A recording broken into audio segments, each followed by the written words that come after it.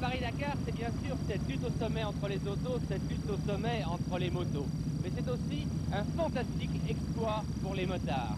Les forces en présence de Roux, Jean-François Dunac, Yves Géniès.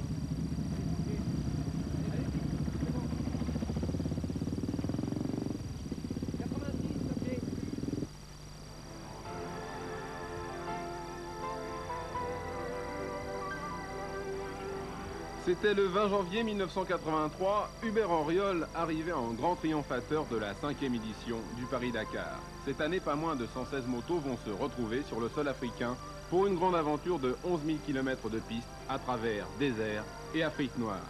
Dakar, c'est le rêve, la folie, le défi à soi-même, le besoin de se surpasser.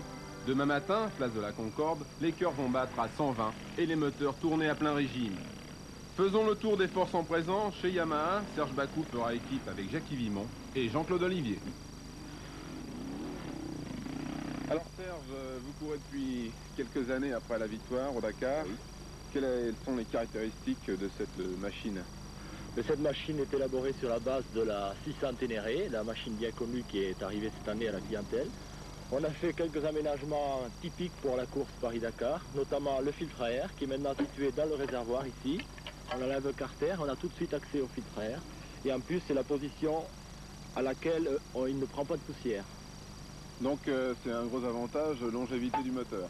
Longévité du moteur, accessibilité et en même temps peut-être performance sur certaines étapes très longues où le filtre a tendance à s'encrasser. Alors c'est un 600 cm3 qui délivre combien de chevaux? Environ 45 chevaux. Vitesse de pointe? Tout dépend le sol, sur le bitume 160 km/h, sur la piste entre 120 et 150. Les concurrents disent 165, vous croyez? Oh, on ne chipote pas 5 km sur le bitume, c'est pas grave, tout dépend le CX, tout dépend si on se couche ou pas sur la moto, mais c'est un peu pour l'intox au départ de la course. Meilleure répartition des masses avec un réservoir sous la selle? Oui, également, on a un réservoir en aluminium sous la selle pour un meilleur équilibre. On a moins de poids sur l'avant, un peu plus sur l'arrière et la machine est beaucoup plus stable. Chez Honda, le géant japonais arrive en force avec pas moins de 500-600 officiels, Neveu, 3 fois vainqueur, Vassar, le pilote le plus éclectique du rallye, Brobeck, crossman confirmé, et deux transfuges, Merel et Joanneau. Sans oublier les sœurs Basso qui piloteront des 350. Philippe Vassar, Monsieur Neveu, vous avez des problèmes de budget chez Honda cette année? Vous êtes à deux par moto? Pas particulièrement, non, parce que pour contrer les fameuses 1000 BMW, on a pensé qu'à deux, peut-être, sur une 630, ça ira mieux. Philippe Vassar, vous avez pris des cours de navigation pour éviter de vous perdre dans le Ténéré cette année? Je crois que tu as raison, j'ai fait un peu de bateau tout l'été, ça va bien me servir. Et puis je vais monter un compas sur la moto directement. J'aurai les yeux fixés dessus. Et on se perd plus. Et on se perd plus, je pense. Bon alors, en quelques mots, l'organisation Honda, combien de machines, combien de pilotes, combien de voitures d'assistance, en gros là? Eh bien, en gros, c'est 5 pilotes, dont de nouveau Michel Merel et Marc Joanneau. L'assistance est composée pratiquement des mêmes bons hommes que l'année dernière, avec 5 Toyota, 2 Pinsgauer et un DC3 qui servira notamment aux privés et à nous. Quelles sont les caractéristiques de vos motos? Alors c'est une 620 cm3 qui fait 46 chevaux. Le réservoir d'essence est 44 litres et 3 litres d'huile.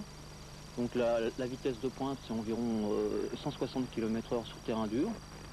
Et elles font environ 143 kg à vide, quoi, sans l'essence.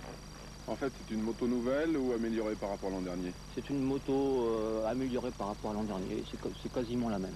Vitesse de pointe 160, 65. Pour la Husky, même chose. Pour les Yam, pareil, ça va être dur dans le désert. Je crois que ça va être une lutte à couteau tiré. Vous avez peur de l'ABM? Parce que c'est ça la vraie question. Bah, c'est sûr qu'on a peur, elle a gagné en 83, mais elle n'est pas redoutable. On est 5 pilotes à pouvoir gagner le Paris-Dakar sur nos Honda. Je crois d'autant plus que si je ne me trompe pas, vous avez gagné 3 fois le Paris-Dakar et notre ami Auriol 2 fois, c'est ça? Oui, c'est un combat un petit peu Neveu-Auriol, c'est sûr, mais enfin, que le meilleur gagne.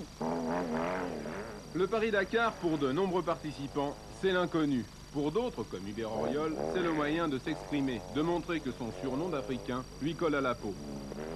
La BMW, il connaît. Avec 2 victoires en 81 et 83, Hubert a su prouver que l'industrie moto européenne, associée à un pilote de talent, est au plus haut niveau. Dans quelques jours, les portes de l'Afrique lui seront ouvertes, mais avant, laissons-lui le soin de présenter sa machine. Hubert Auriol, à l'aube du départ. Est-ce que justement vous échangeriez votre BMW contre notre moto, d'après ce que vous avez vu chez les concurrents? Non, je crois que pour rien au monde, j'échangerais ma moto contre une autre. Je crois que la BM cette année est encore sûrement la moto pour gagner. Maintenant, il suffit pas de le dire, il faut encore faire les kilomètres. Et c'est sûr que c'est sur le papier, on a une équipe qui est je pense, très solide cette année, puisque avec Gaston Rayet, Raymond Loiseau et Herbert Tchèque qui sera là en privé, mais qui a la même moto que nous, et une assistance renforcée par la présence d'un gros camion qui nous a fait un peu défaut les autres années. Je crois que pour rien au monde, j'échangerais cette moto. Alors vous êtes encore le seul bicylindre de pointe, tout au moins, devant plein de monocylindres chez Honda, chez Yam et autres. Alors, quels sont les avantages justement d'une BM par rapport à tous ces monos? Je crois qu'on l'a montré, on a une moto qui est d'une fiabilité extrême, puisque l'année dernière, en tout et pour tout, on a changé une boîte de vitesse qui a cassé accidentellement sur le bitume, et c'est tout. Et on a tous fait la course avec le même moteur, ce qui n'est loin d'être le cas chez nos concurrents japonais, puisqu'ils utilisent 3 ou 4 moteurs à chaque course. Et je crois que c'est un peu dommage, parce que le Paris-Dakar est une course d'endurance. Et s'il est sûr qu'au niveau du règlement, c'est plus facile à vérifier d'avoir un règlement simple, c'est-à-dire qu'on peut tout faire, il est un peu dommage de pouvoir utiliser un moteur tous les 3 jours pour faire une course de 10 000 km. En quelques mots, quelles sont les caractéristiques de votre machine? La machine, il y a une nouvelle fourche, un réservoir en Kevlar qui est plus gros, qui est surtout beaucoup plus agréable pour le pilote parce qu'il est plus étroit. Contenance? Contenance 56 litres, qui devrait suffire pour le Ténéré. Un moteur qui a des reprises beaucoup plus franches, parce que l'année dernière il avait les chevaux mais il était un peu paresseux, et cette année il accélère très très fort, et la vitesse de pointe 180-185 km/h. Et le poids total de la machine? À peu près la même chose que l'année dernière, 165-170 kg. Et c'est pas trop lourd? Non, non, c'est très léger et c'est très maniable. À entendre Auriol, sa machine semble plus fiable face à la concurrence. Mais cette année, avec ses 80 chevaux et ses 1050 cm3, elle aura non seulement comme adversaire les gros monos 4 temps japonais, mais aussi 2 monocylindres à trous, des 500 Husqvarna 2 temps, pilotés par Bernard Rigoni et Gilles Deheul, qui ont relevé le défi grâce à Marcel Seurat, enthousiasmé par leur projet. Déjà en 1981, Deheul et Vassar étaient parvenus à Dakar au guidon de 252 temps. 10 000 km sur une moto de temps, c'est prudent par rapport à toutes les motos 4 temps, parce qu'on dit que le 4 temps c'est quand même plus solide, non? Je ne sais pas si c'est prudent, mais pour nous c'était indispensable. Parce que pour lutter avec les motos 4 temps d'usine, il fallait une moto performante. Le seul moyen d'en avoir une, c'était d'avoir une 500 2 temps. Alors une moto performante comme cette 500 Husky, ça va à combien vitesse de pointe sur les parties dures et rapides? 165. Et ça consomme beaucoup par rapport à un 4 temps? Ça consomme beaucoup. C'est là le point, non pas la solidité, parce que ça a été déjà fait. Nous avons fait en 250 il y a 4 ans le Dakar avec des motos 2 temps. On est arrivé des KTM, on peut le dire, oui. Avec des KTM, bien sûr. Donc la fiabilité, j'y crois. Maintenant, la consommation, c'est le point d'interrogation. Parce que cette année, il faut 450 km d'autonomie. Là, on part avec un réservoir qui n'est pas celui-là, bien entendu, mais un réservoir de 60 litres, qui, j'espère, nous donnera cette autonomie. Sans ça, on roulera plus doucement, on économisera la moto dans certaines étapes. Gilles, à 40 ans, vous participez à tous les Paris-Dakar. Vous cherchez quoi dans cette aventure? À la base, je cherche mon plaisir uniquement.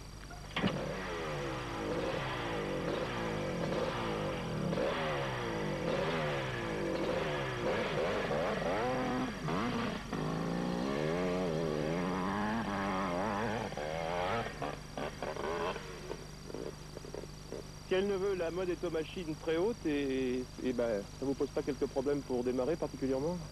Non, pas particulièrement, vous allez voir, mais j'emmène au Paris-Dakar un escabeau, alors donc ça ne pose pas trop de problèmes.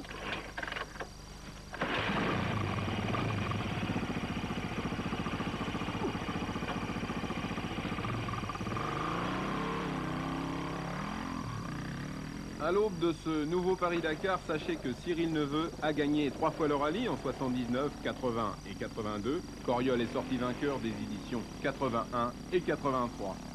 Si traditionnellement la France était le premier lieu des festivités, pour 1984, les 2 spéciales françaises ont été annulées.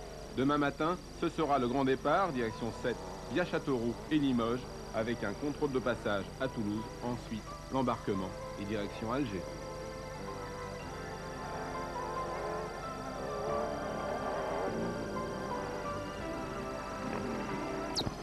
Voilà une partie sinueuse ici.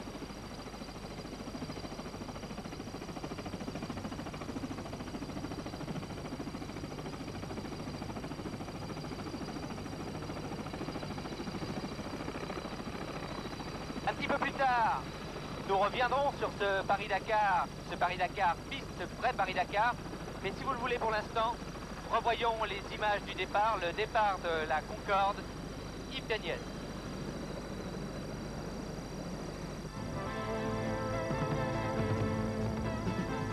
Dimanche dernier, toute cette foule rassemblée place de la Concorde n'était pas venue au hasard. D'année en année, le rallye Paris-Dakar suscite les passions, déclenche des polémiques et entraîne surtout plus de 400 participants dans le désert. Depuis 6 ans, 1er janvier est synonyme de départ. La moto numéro 1, c'est Max Commensal. Il a relevé le défi au guidon de sa 125 DTMX. Les filles, elles aussi, ont répondu présentes à l'appel. Ici, Nicole Bassot, qui une fois de plus fait équipe avec sa sœur Marie-Claire.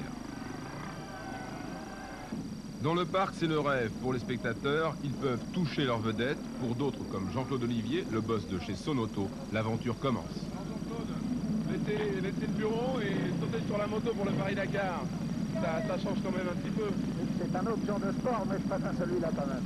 Alors là, c'est la grande aventure. 12 000 km, c'est long, mais on est content de partir. Après toutes ces préparations, c'est vite détente. Le champagne coulait à flot dimanche au départ. Serge Bacou ne savait pas qu'il allait gagner la spéciale de jeudi. Miss France était venue partager les joies du départ dans une ambiance chaude. Cyril Neveu, 3 fois vainqueur, encouragé de la sorte, ne pourra que concrétiser avec une 4e victoire. Mais Hubert Auriol, l'Africain, ne l'entend pas de cette oreille. Lui aussi, les encouragements le font craquer. Cette année, 6 sidecars sont engagés dans le Paris-Dakar. Alors c'est la grande aventure, partir en sidecar au Paris-Dakar. Après, Il n'y a pas beaucoup de Français qui ont participé pour le moment. non, jusqu'à maintenant, il y a eu un autre Dakar français. Et actuellement, nous sommes deux Français à participer. Il y a 2 Allemands, 3 Belges. Et le coéquipier, ça doit être l'horreur physiquement. On va se relayer pour conduire, donc il n'y a aucun problème. Tu vois, quand on est trop fatigué, en passager, on passe à la conduite. Et tout est spécial, ce sera moi qui suis dans le side parce que je suis beaucoup plus lourd. L'an dernier, un seul équipage était parvenu au terme de l'aventure. Souhaitons-leur bonne chance. Ils étaient 400 au départ, place de la Concorde. Aujourd'hui, plus d'un tiers a déjà abandonné, mais compte disposer de la nouvelle Visa 4x4. L'arrivée à Taman Rasset, c'est la fin du goudron, la fin de la civilisation, mais surtout la fin de l'angoisse de la journée. Pour certains, comme les pilotes d'usine, ce sera la détente. Pour d'autres, les privés, après la fatigue accumulée toute la journée, il faudra bien faire la mécanique.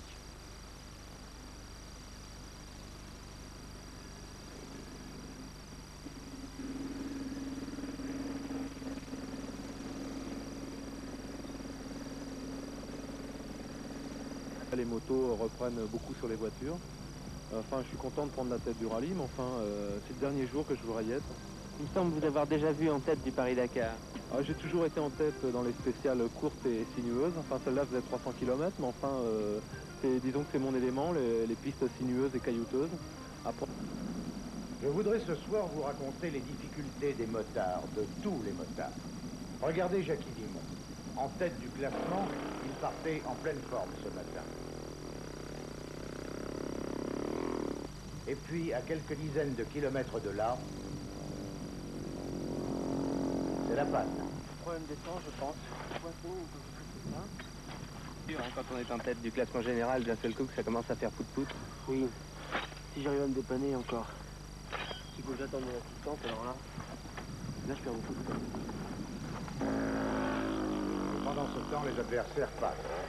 Et pour ceux qui courent sans assistant. Et puis l'on peut toujours se défouler sur la piste. Vous avez vu comment Bacou vient de passer Gaston Raillé, dont à dire vrai le moteur ratatouille.